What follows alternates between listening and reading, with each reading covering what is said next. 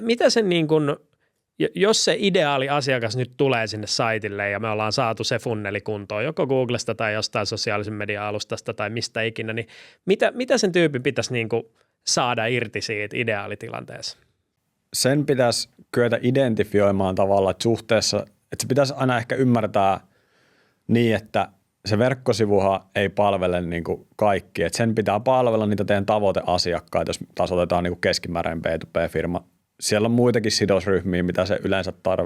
palvelee, eli esimerkiksi niin kuin potentiaaliset rekryttävät tai sitten pörssiyhtiöissä on vaikka sijoittajat. Mutta kuitenkin niin niitä tavoiteasiakkaita, ketä halutaan hankkia ja sitten siitä kysytäänkin, että no miten, jos niin kuin puhutaan se arvo,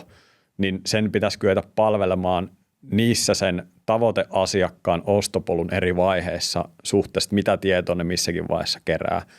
Ja sillä onkin ihan hirveän iso niin kuin merkitys siitä, että kuinka hyvin te ymmärrätte tai markkinointipäättäjä,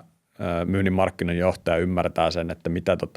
minkälainen se meidän asiakkaiden, tavoiteasiakkaiden tapa ostaa on, miten pitkään se yleensä hankkii ja kerää tietoa, miten pitkään se on siinä ostopäätösvaiheessa tai sitä edeltävässä harkintavaiheessa.